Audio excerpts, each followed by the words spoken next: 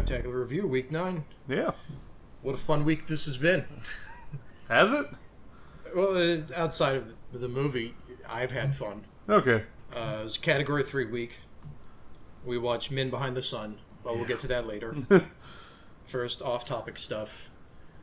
First things first, I want to give a shout-out to a fellow B-movie, cult movie, etc. podcast, Astral Radio Z. They're nice enough to do a shout-out for us on their podcast, so I thought, why not return the favor? Awesome.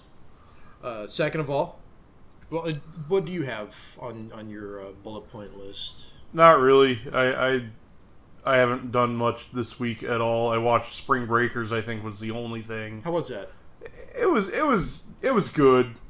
Yeah, I put in my review and I very much stand by it. Like it's due for an eventual rewatch, and I'm either gonna love it or I'm gonna absolutely fucking hate it the second time around.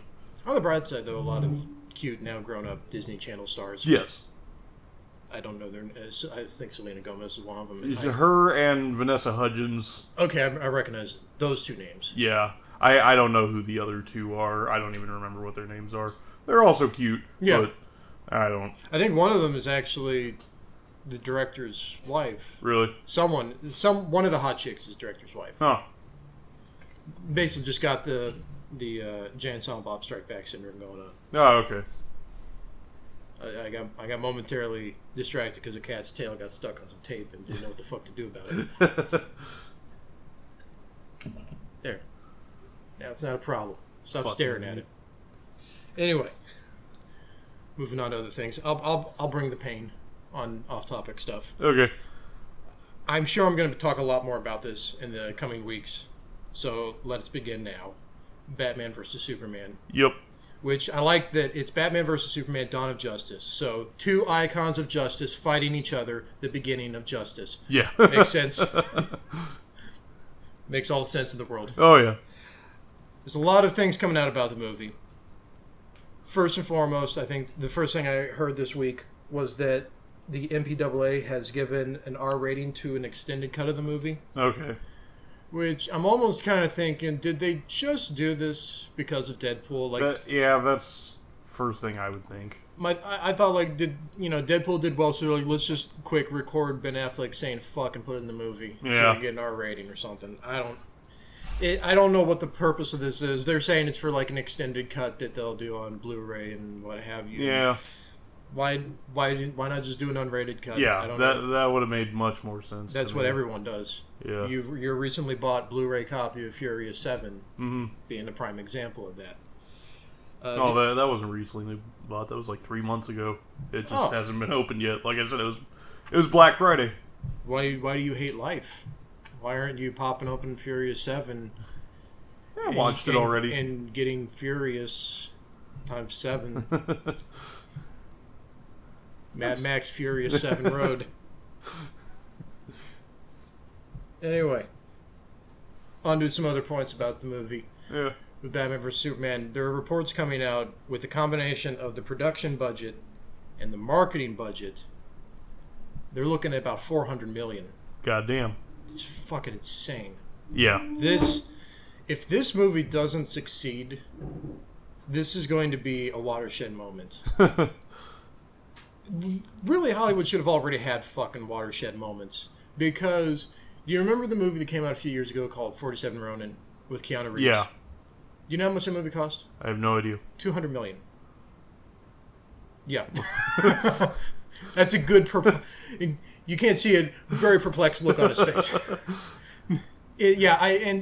Reeves couldn't cost that much. Yeah. So, what the fuck did all this money go towards? And the movie was a massive flop. Yeah. There's a flop currently in theaters right now. Gods of Egypt, a.k.a. when they're showing trailers in front of Deadpool, I just put down some Egypt movie. Yeah. Because 5 seconds after they showed the title on the screen, on a fucking IMAX screen, I had forgotten what the title of the movie was. I forgot that was even a thing. Yeah. I've seen the movie in theaters twice. I've seen that trailer twice on an IMAX screen. And you still didn't remember. Here's some interesting fun stats about that. Would you like to guess what the budget of that movie is? No. $140 million. Jesus. Would you like to guess after the opening it had on Friday, what the estimation is for its opening weekend. Please tell me. $13.7 million. Less than a tenth of his budget opening weekend. I'm sure they're looking at that like, well, hey, if we can just do this 10 more times, we we'll might almost get break there. even. Yeah. It's just... We won't be in the black, but we'll be in the light gray. And, then Lone Ranger fucking tanked. Yeah. John Carter tanked. There's so many really expensive, really costly flops happening. Yeah. Batman vs Superman, I don't think will be that. I don't see that one failing. It's got at least not financially. Yeah, it's got too much appeal based on what it's about. I'm still looking forward to it. I'm scared. I'm very afraid of what's going to happen with Yeah. it. I thought Man of Steel was very underwhelming, to say the least. Yeah. And this is from the same director, and this is following in the footsteps of Man of Steel. Yeah. However, they, I feel, have made steps in doing something better than Man of Steel. I feel like they're aware we kind of fucked up with Man of Steel. Yeah. So they brought in an Oscar-winning screenwriter to write the script. Mm-hmm. You have an Oscar-winning screenwriter that's playing Batman. Yeah. Who, is report number 3, I read, was actually rewriting the script on days of shooting, sitting there in the corner in the bat suit, rewriting the script. So, we've got, this could be a thing where it's like, oh, we have like 2 layers of people that know how the fuck to write a movie that are between Zack Snyder and the finished film. Maybe that's going to be a good thing. Yeah, I've always felt Zack Snyder, he's one of those like... He's only as good as his... He sinks or swims based on the material that's given to him. And for the love of God, don't leave him to come up with his own material, because then you'll get sucker punched. Which is just... I still haven't watched it. Fucking stupid. Oh. I got the Blu-ray for $4. It's like Inception, but nothing matters.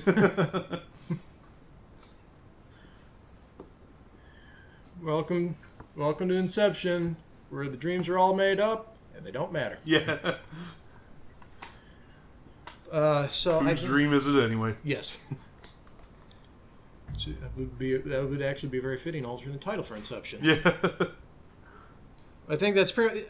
there's more to go into later on down the road, Batman vs. Superman, and then we'll even be doing a Batman vs. Superman episode. Yeah. So, we've got room to cover other shit about that. Another thing that I saw pop up in the news stream, and this was just like... it was a combination of... I saw that they had approved an R-rated version of Batman vs. Superman, and then I saw this news topic. Both came at me at the same time, and I thought, am I dreaming? New Japanese movie coming out, Ring versus Grudge. Battle of the pale, dark-haired Japanese ghost women. Yeah. I guess. Yeah. I think, I still haven't seen The Grudge, either of them. I've seen both Japanese and American. Yeah. And yeah, it is what it is. It's the same case with Ring. I've seen both the Japanese and the American, and both of those are actually very good movies. Yeah.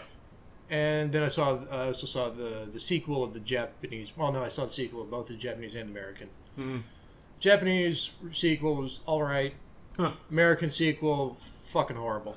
Well, you should say that. I'm slowly but surely making my list on Letterboxd of movies with a 0% rating on Rotten Tomatoes. Mm-hmm.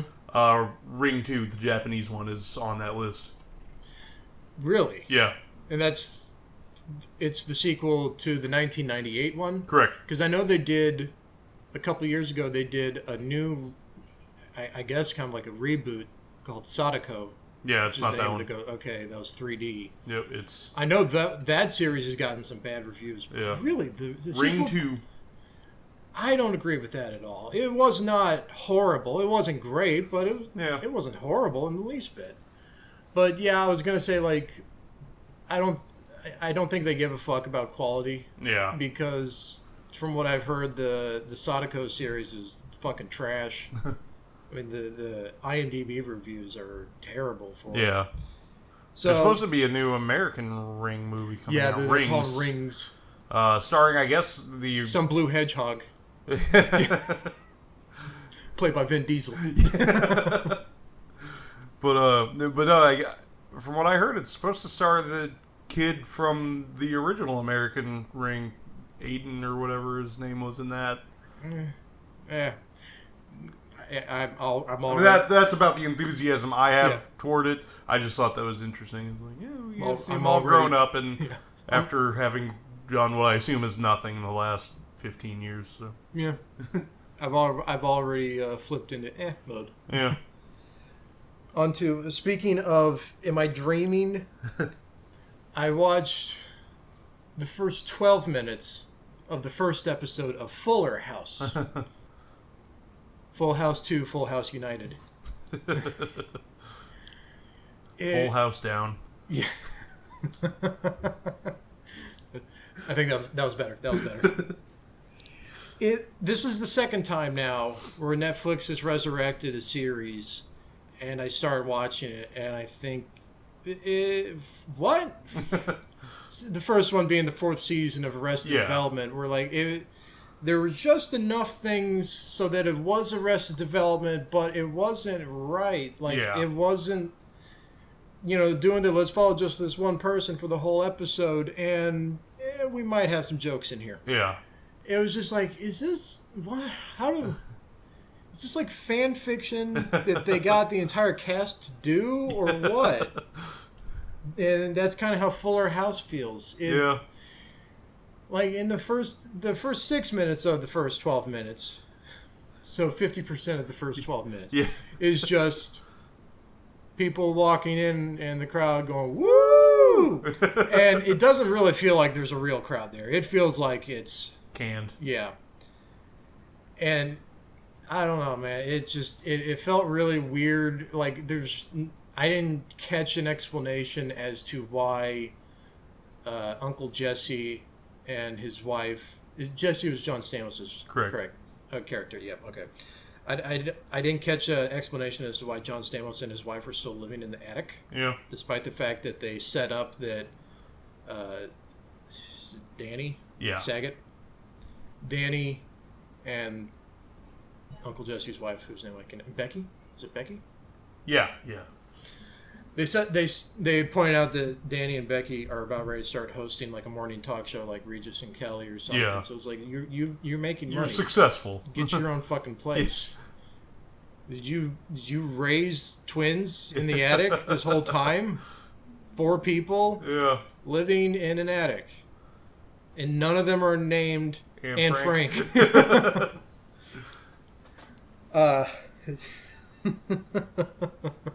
Have mercy on these Jewish people. That was horrible. Well, yeah. And fucking 55-year-old Dave Coulier is still living in the basement wearing cartoon-themed onesie pajamas and doing the Bullwinkle impression with the moose antler hand thing. Sakes. And I thought, like, is this just an extended sketch from Jimmy Fallon's Tonight Show? What is this? It was fucking insane. I will say, however, Stephanie. Yeah. Cutest looking crack addict I've ever seen. She's adorable on the show. That's what I was saying. Like, they should have gone meta with the show. Like they do at one point. Really? Yeah, they. At one point, someone asked, "Where's Michelle?" And they went, "Oh, she's off busy doing her fashion line." And they just stare at the camera for 30 seconds straight. So, if staring in the camera is meta, I guess. Yeah. But yeah, they should have made, what was the middle one again? Jodie Sweetin? Stephanie. They should have made her character a recovering addict, and they should have made DJ?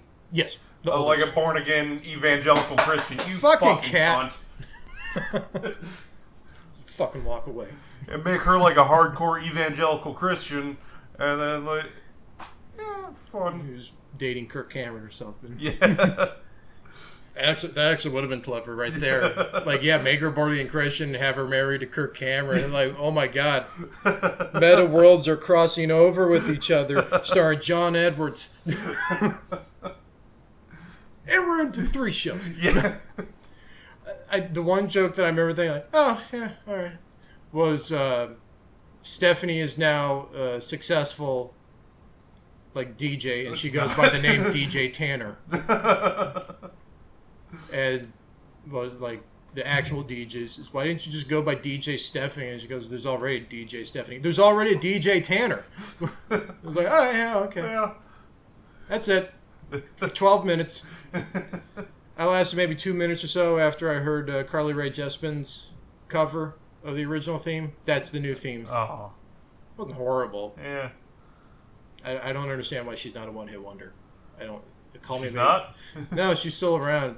She was on SNL when her second album came out. Oh. I almost said dropped, and I was like, I'm not Yeah. say that. I don't understand why that's a popular term. Oh, a new album drops. So he's in dropping that new single. Is it like, pick it up. I want to hear it. The imagery in my head is like, oh, drop a new album. So I just imagine like someone just plops the CD like a Burger and a Hardee's commercial on just like a very ambiguous white floor or something. And like, there's our album. Go check it out. You can. It's scratched now. Like a Duke dropped on white tile. That is our album. Unless you're Green Day, that is stupid. Dookie. Got it. Duke.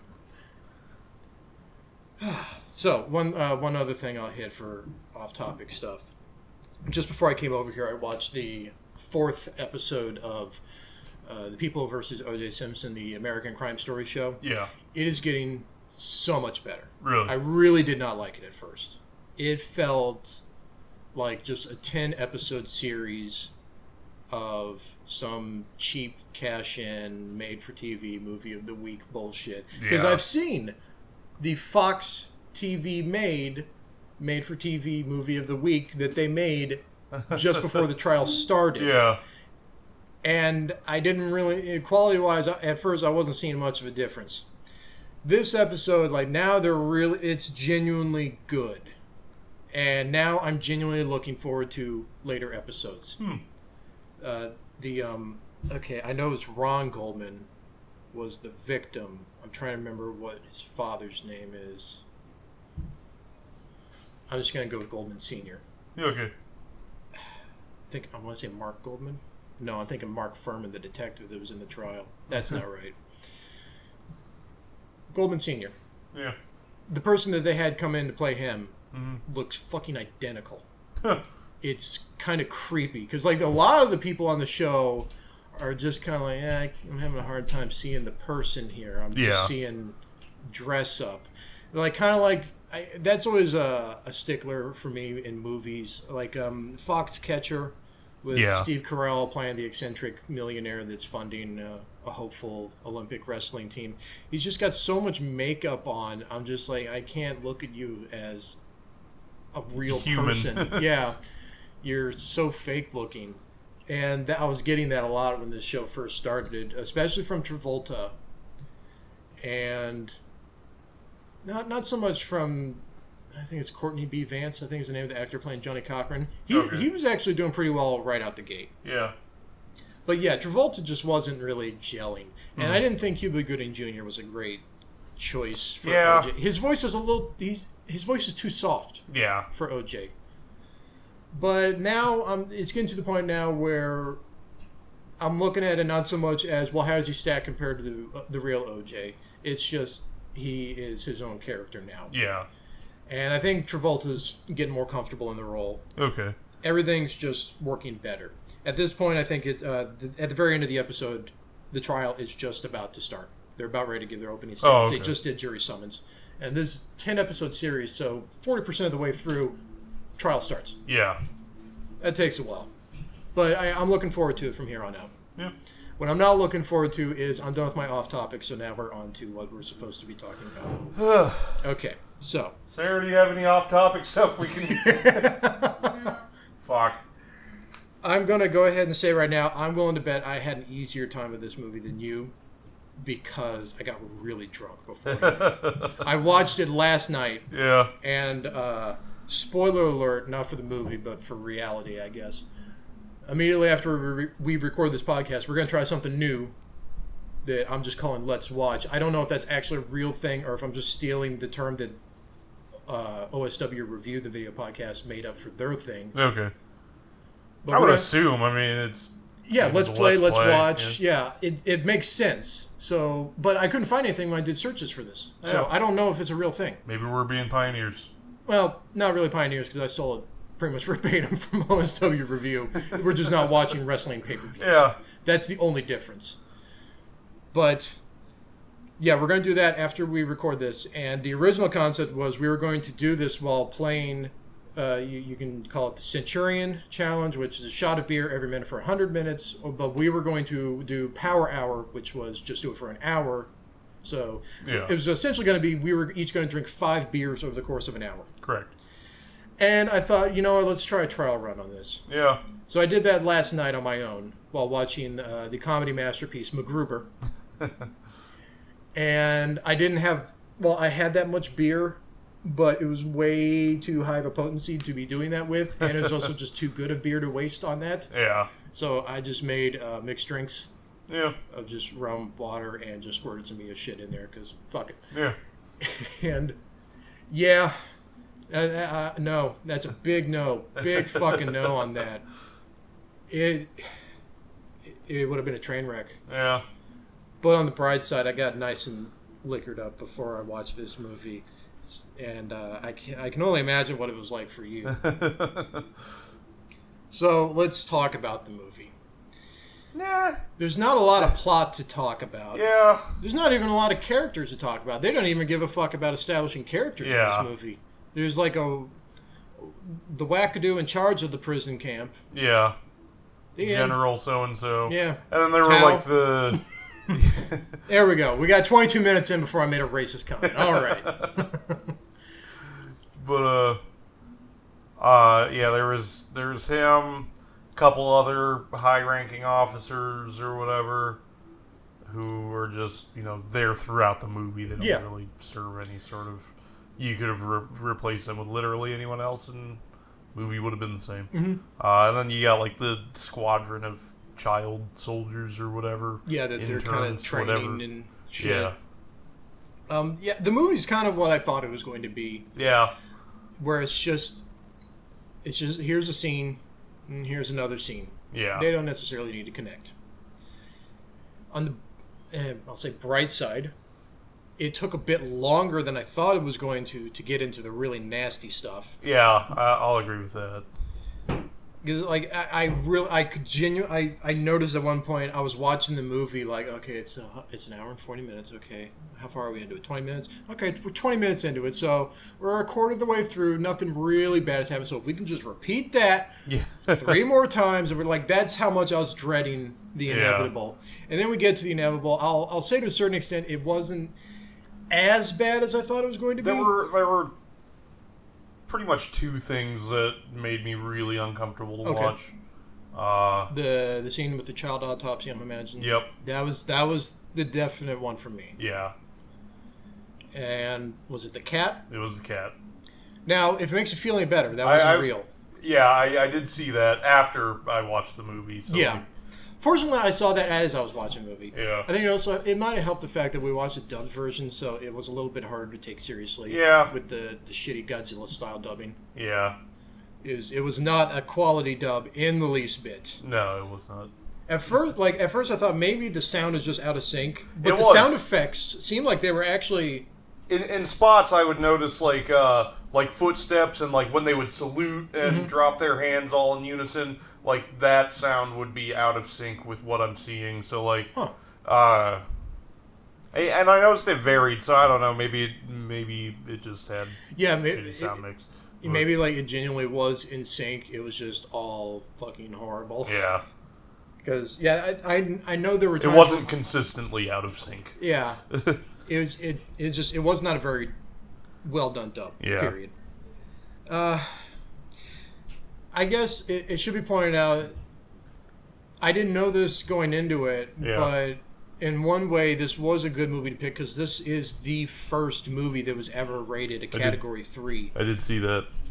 I guess we should explain. Category 3, it's essentially the Hong Kong equivalent of the NC-17 rating in America, which is no one, period, is allowed in the theater. No matter who you are accompanied by, you're not allowed. And with NC-17, obviously, it's 17 years old. Category 3, it's 18 years old. Okay. Now, the thing that was very interesting is NC-17 in America is like the rating of death. You don't want an NC-17 rating for anything. Yeah. There are very few movies that have actually gotten an NC-17 rating. They made an attempt to validate the rating with Showgirls. Yeah. And we all know how that went. Incredible. Phenomenal. Well. My Blu-ray copy says everything. I don't know, I just randomly thought in my head, like, it'd almost be worth it to get, like, a terminal illness just to have the catchphrase, saved by the Bellevue Hospital. I don't know. Anyway, is Elizabeth Berkley? Yeah. Okay. Jesse from Saved by the Bell and Showgirls. Anyway. In America, you want to avoid the NC-17 rating at all costs. If you initially get the NC-17 rating, then you're going to slice and dice your movie down to an R rating, and then with the home video release, you will go ahead and put out the NC-17 rating, but just you call it the unrated copy. Right. In Hong Kong, the Category 3 rating was looked at as like a form of liberation, and they thought, fuck, let's go to town. Yeah. And just a slew of intensely violent and sexual movies came out. Yeah. It was like it was amazing. It was like a fucking renaissance in Hong Kong. Plus, in Hong Kong, and well, probably we might have a bit of this in China, but not so much in Hong Kong. Hong Kong compared to Japan, Japan's very, in a way, is very conservative with not so much sexuality, but with nudity. All forms of genitals are blurred. Yeah. Including animated. Mm-hmm. Lines have to be blurred. Yep. Fuck, I was trying to remember the guy's name. Robin Thicke, there we go.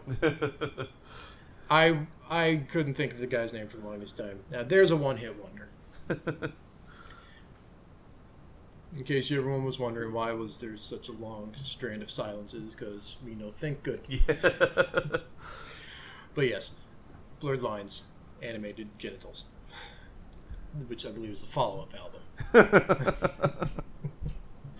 But yeah, in Japan, can't do genitals of any kind.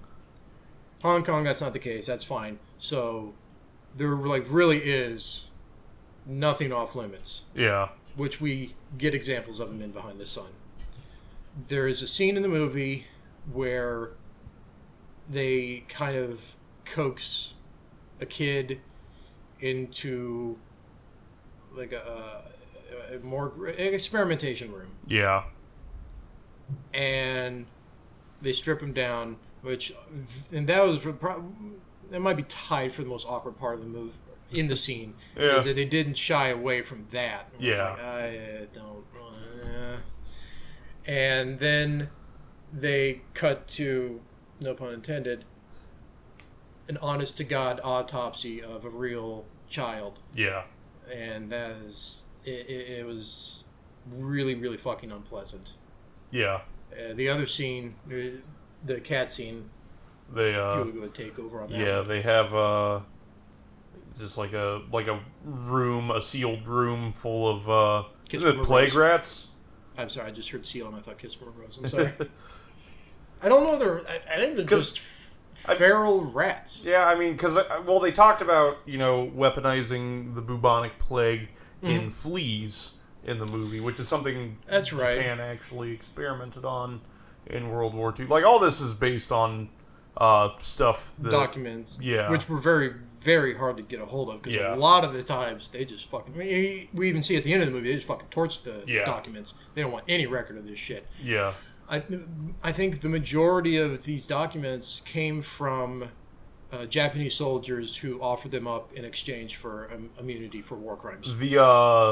the general in charge of the whole thing, I think he made that bargain as well. Okay. I think he was captured by the United States. Very dishonorable. Yeah.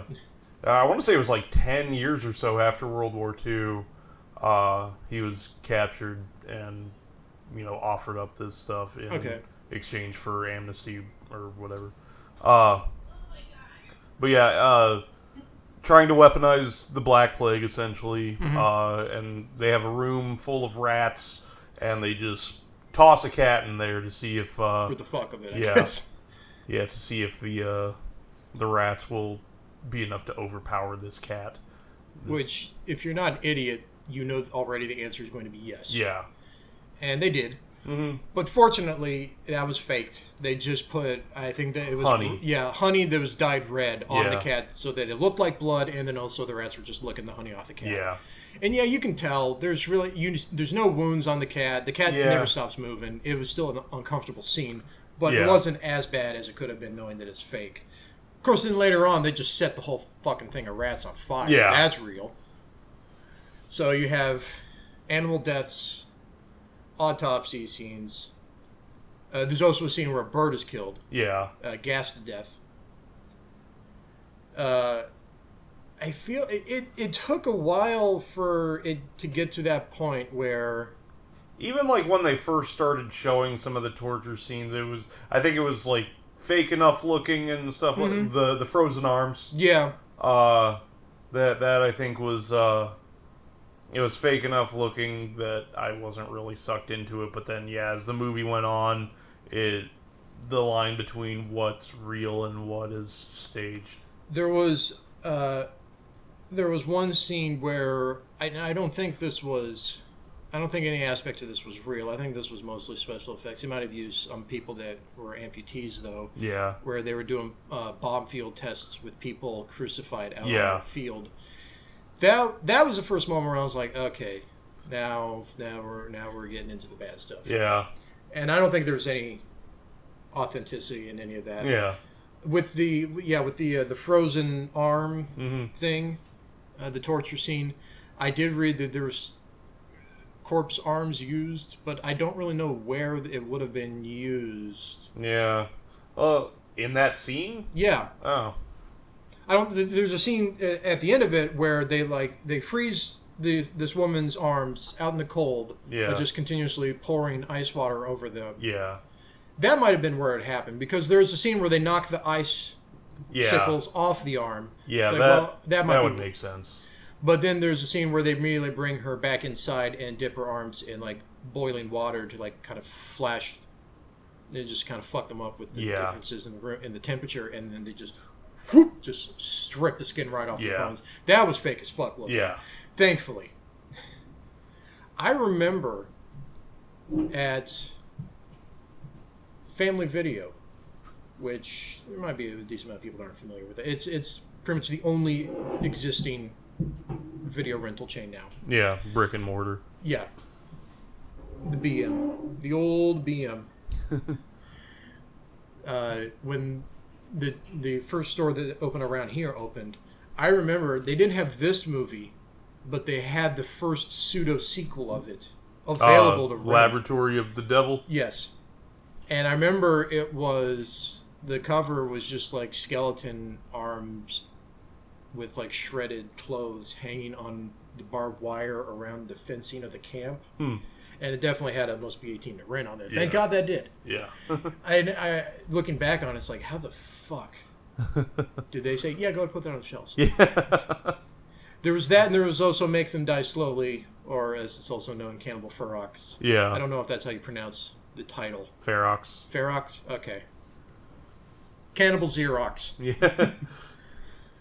But yeah, I wish I'd gotten that fucking VHS. That would have been such a great VHS to have. Oh, Cannibal Ferox? Yes. Yeah. That was like the big box presentation. I think it was Midnight Video was the company that brought that one out. I think they were the ones that also did they would occasionally do the Elvira hosted ones. Yeah.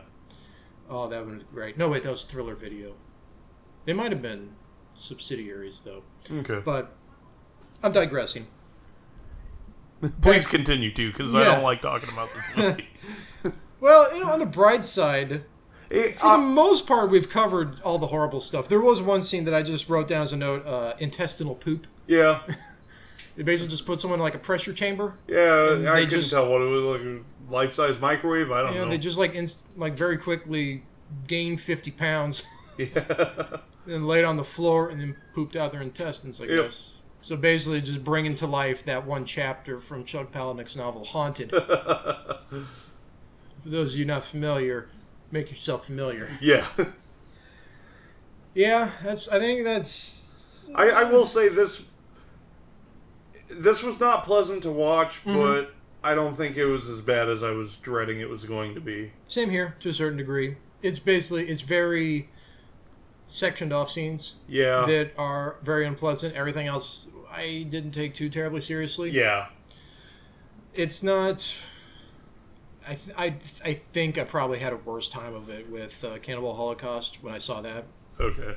I definitely had a worse time with Salo. Yeah. I'm trying to think of what other really tough to watch movies have I seen to compare this to. I never found a Serbian film that hard to watch, to be honest with you. That's another thing where it's very sectioned off, and it's one of those things where it's conceptually disturbing. Okay. There's not a lot that's really shown in the movie, and it's a very well produced film and very well made film. Yeah. So yeah, I never really. A Serbian film was not a very hard pill to swallow for me. I still need to watch it. I think I remember even eating a frozen pizza while watching it and not batting an eye. Yeah. I cooked it. Don't worry, everyone. I cooked it. But it's not. It wasn't fun.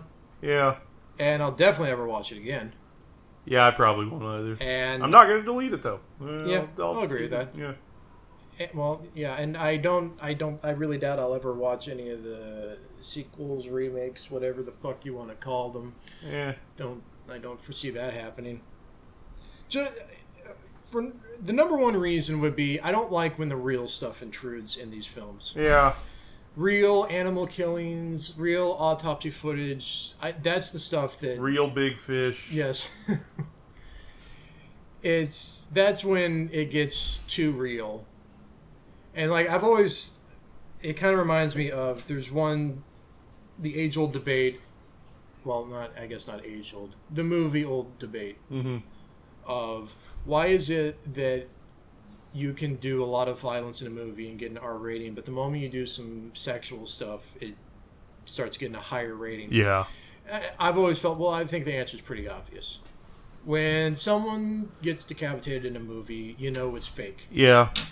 When you see tits in a movie, those are tits. Even if there's silicone involved. That's the difference. Yeah.